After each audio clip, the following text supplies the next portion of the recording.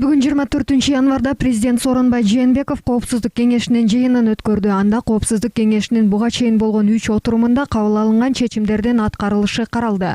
Сооронбай Жээнбеков бул чечимдин алкагында коррупцияга каршы күрөштүн бир катар жакшы жыйынтыктарына жетип, бирок иш дагы деле жетишсиз болуп жатканын айтты. Азыр бизнес арасында, эл арасында чыгып уккула деген сөз болуп атат. Айрыкча АКИС боюнча, Финпол боюнча, мамлекеттик каттоо кызматы боюнча, биздин курулуш агенттиги боюнча жана башка мамлекеттик кызмат көргөн органдар боюнча чыгып уккула бизнес менен атат, эл менен атат. Жөнөш бар, жок эмес. Бирок кайсы жетекчи ошол аракет кылып коррупцияга каршы күрөштү. Аракет кылган жерде жылыш бар, иш жылып атат, ошол жерде жоюлуп атат. Мына Урунбек Тайманович, эмнеге мыйзам 18 жыл август айынан бери иштеп чыккан мыйзам кабыл албайт? Бүгүнкү күндө мыйзам токтомдо өткөн, бүгүнкү күндө жогорку кеңешке жөнөтүлгөн. Ошол боюнча азыр бирге иштеп атабыз. Жок, качан кабылданат? Аны сиз арттан чыгып Жогорку кеңеш Өчөмүз жогорку кеңеш. жөнөтүлгөн. 18 жылдан бери, 18 жылдан бери. Мына турат мыйзам, ошол мыйзам. Айтелеп атасыңар да барын тең. Мишиндене барын көзөмөлгө чөзүңөр. Артынан şu тез кабыл алалы бул мыйзамды. Артынан түшкүлө. Ана жогорку кеңешке сылтабастан. Жарайт. Бу жерде толтура мыйзамдар бар жогорку кеңеште. Жарайт. Эми ушундай эле маселе Открой Васильевич. Мына сиздики да 1 жыл ашыктыр. Ошол мыйзам. Эмне кабыл алынбайт бул дагы? Урматтуу президентибиз Коопсуздук кеңешинин чечимине ылайык мыйзамга бардык талаптарды киргизгенбиз. Ортодо тийиштүү мамлекеттик жана кызматтардын мекеме ишканалардын ведомстволордун берген сунуштарынын негизинде кайра иштелип чыгып бүгүнкү күндө жогорку кеңештик комитетте Башылтып айтпай тездетиле. Тездетип киргизгиле. Өкмөтмө жок иштегиле. Иштеп киргизгиле. Мамлекеттик башчы Сооронбай Жээнбеков мамлекеттик каттоо кызматынын мурдагы бөлүм башчысы Насырбек Алмаматовдун кармалбай жатканы үчүн прокуратура жана соттор күнөөлүү деп эсептей турганын билдирди. Ал бул боюнча өзүнө сөз тийип жатканына токтолду. Мен жасагандай болуп атпайбы буну? Мен тапшырып бергенде болуп атпайбы? Астыр отурасыңар былтыйып бардыңар тең. Мына ушинтип мамлекеттик органдардын, мамлекеттик бийликке ишенич кетет, элдин ишеничи. Коомдун ишеничи кетет. Көрүнүп туруп жасап атсаңар, и ошого чара көрбөсөңөр. Эмне акмакчылык бул?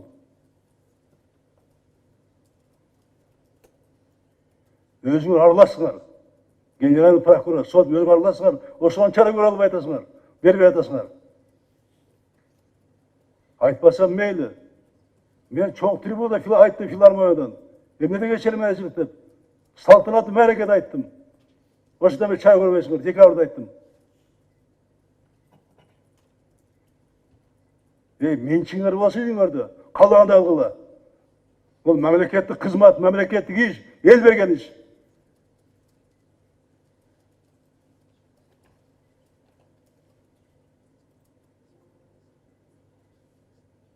Отурасыңар барлар былтыйып. Не чара көрбөйсүңөр? Ошону менен катар эле өлкө башчысы экономикалык кылмыштарга каршы күрөш боюнча мамлекеттик кызмат иш жашыруун деген шылтоо менен маалымат бербей, Коопсуздук кеңешинин чечимдерин аткарбай жатканына токтолду. Ал Коопсуздук кеңештин жыйынында резонанстуу иштер боюнча иликтөөлөрдүн жыйынтыктарын жарыялап туруу каралганын эскертти. Дагы айтам, коррупция менен күрөшүштүн биринчи укук коргоо органына тазалаш керек. Экинчи, ошо бийликтин дагы башында тургандар таза болуш керек. Министрлер, ведомство башчылары, губернаторлар, акимдер, бүт мамлекеттин башында турган жетекчилер таза болуу боюнча бул ишке ашыгыш абдан кыйын болот. Өзүңөр таза болуу боюнча бул коррупция менен күрөш ишке алдыга жылбайт. Сөз кезеги премьер-министр Мухаммедкалый Абылгазиевке берилип, ал Коопсуздук кеңешинин буга чейин болгон 3 жыйынында кабыл алынган чечимдер өкмөт мүчөлөрүнүн шалаакылыгынан улам толук аткарылбай калганын айтып, 49 адамга чара көрүү жөнүндө чечим кабыл алынганын белгиледи. Жанагы болбой жазалбай аткан иштердин көбү, урматтуу Сооронбай, бул биздин өзүбүздүн шалаакылыгыбыз жана көңүл коштугубуз болуп атат. Мына биз азыр 22-синде жыйын өттүк бул боюнча.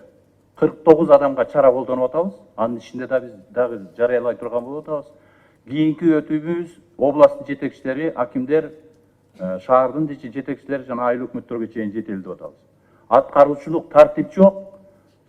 Коопсуздук кеңеш өзүңүз баш болуп кабыл алган чечимдерди шалаакылык менен бул деле өтөт, бул мезгил өтөт деген мамиле менен кылып жүргөн биздин мамлекеттик кызматкерлер болуп атат.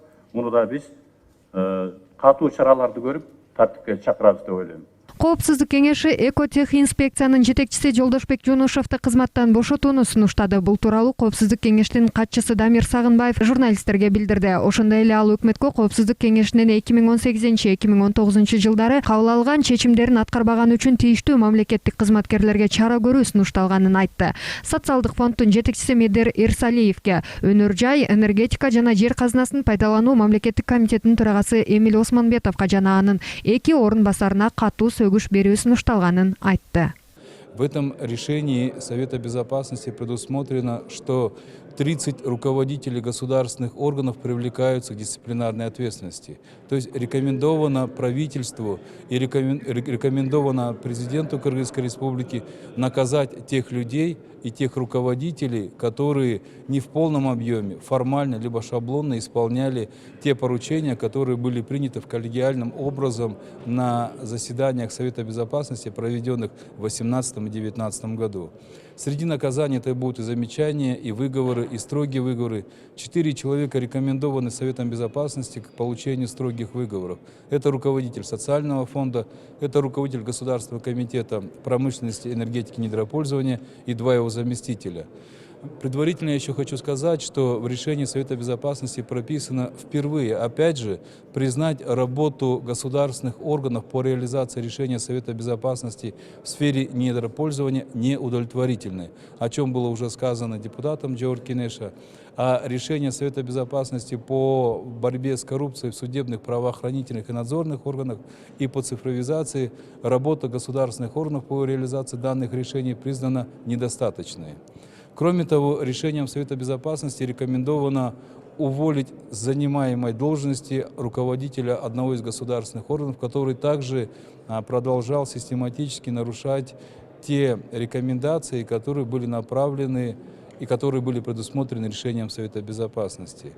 Также я хотел отметить о том, что очередные заседания Совета Безопасности по поручению президента, они уже материалы готовятся, это будут рассматриваться вопросы здравоохранения, и на следующем уже будут рассматриваться вопросы энергетики.